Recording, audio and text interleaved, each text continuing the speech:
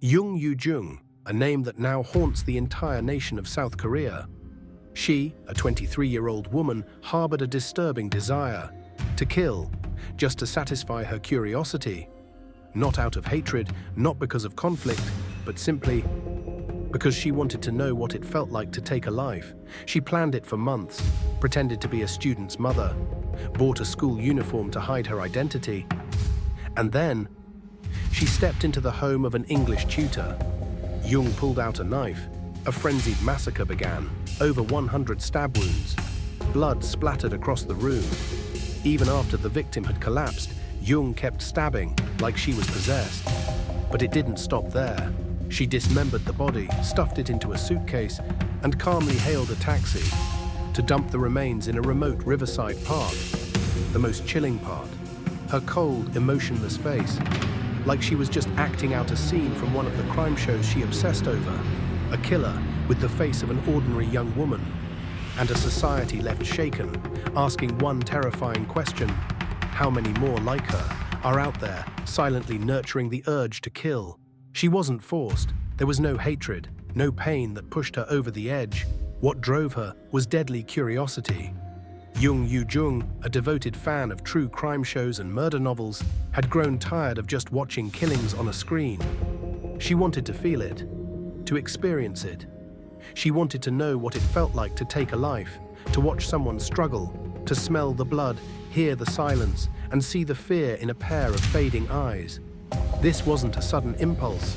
It was a fantasy carefully fed over months. And now it demanded to be fulfilled. She hunted for her victim like a predator stalking prey, using a tutoring app, pretending to be the mother of a student, even buying a school uniform online to make herself more believable. And then, on a fateful day, she showed up at the young teacher's doorstep. The door closed, and the nightmare began. No hesitation, no fear. Just stab after stab, more than 100 times. She didn't have to kill. She wanted to, because she was curious. One life, full of dreams and hopes, was ripped away, just to satisfy a twisted, bloodthirsty experiment, where only the killer found it interesting. The victim, a 26-year-old teacher who just wanted to help, but died in pure horror. She was a young woman, just 26 years old, a dedicated English teacher living a simple, quiet life in the city of Busan. No one, not even she herself, could have imagined that opening her door to a seemingly innocent student would be the final moment of her life. The killer arrived dressed in a fake school uniform, her innocent appearance masking the darkness within. And once that door closed, a nightmare of unspeakable horror began. Jung didn't just kill her. She stabbed her over 100 times, unleashing a frenzy of violence driven by a twisted obsession with murder and crime shows. Death wasn't the end. The victim's body was then dismembered, stuffed into a suitcase and dumped like garbage in a remote park.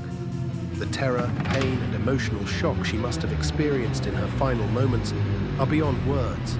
She was just a young woman trying to do good, teaching, hoping to give students a brighter future. But because of the sick curiosity of an unemployed, mentally disturbed loner, she became the victim of one of the most gruesome crimes imaginable, a murder committed simply to see what it felt like. Her death is a chilling reminder that sometimes evil doesn't need a reason. It just needs an opportunity. During the investigation, police uncovered a chilling truth that would send shivers down anyone's spine.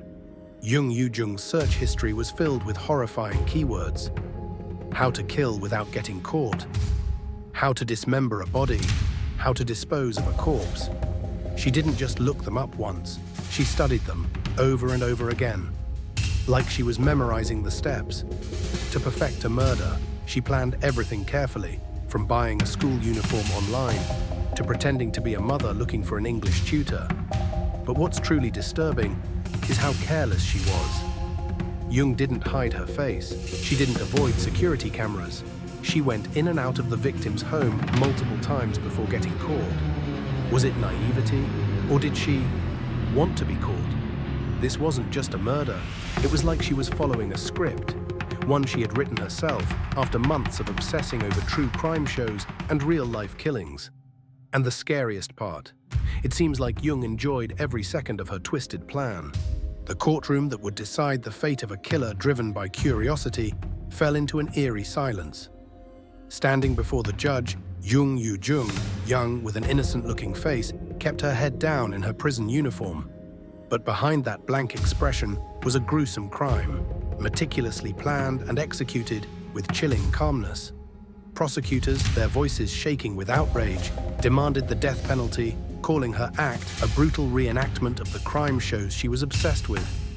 They argued Jung didn't just murder someone, she performed a murder, following a twisted script she had studied for months. In a plea for leniency, Jung claimed she had been suffering from hallucinations and mental disorders. But her words only thickened the already suffocating air in the courtroom. The judge, voice cold and unwavering, responded, "This crime was clearly premeditated, down to impersonating a parent, buying a school uniform, and the sheer brutality of the attack.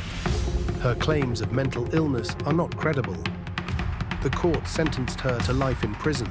She escaped execution, but will now spend the rest of her days behind bars, trapped in the darkness she so methodically created. The trial ended, but the shock it sent through the community still lingers. The terrifying realization that anyone could become a victim, not out of revenge or conflict, but simply because someone wanted to know what it felt like to kill.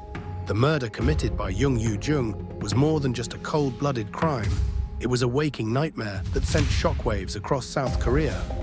The fact that a young woman with no prior criminal record could kill a stranger simply out of curiosity left the entire nation in a state of horror and disbelief. Jung didn't choose her victim out of revenge, personal conflict, or financial gain. She selected her target at random, coldly and methodically, as if it were a live experiment to satisfy her twisted obsession with murder, fueled by her addiction to true crime shows. Her actions pulled back the curtain on a terrifying reality, that someone who appears harmless could be hiding dark, deadly intentions. The idea that anyone could become a victim just because someone wanted to try killing instilled a nameless fear in the hearts of ordinary people. Trust between strangers has been shaken, and the sense of safety in one's own home now feels fragile, if not illusory. Although South Korea still maintains the death penalty in its legal system, the country hasn't carried out an execution since 1997. The Jung Yoo-jung case has reignited public debate. Is a life sentence enough to serve justice for a crime this monstrous? Or is it time to confront a grim reality that monsters can walk among us, and sometimes mercy is not enough to protect the innocent?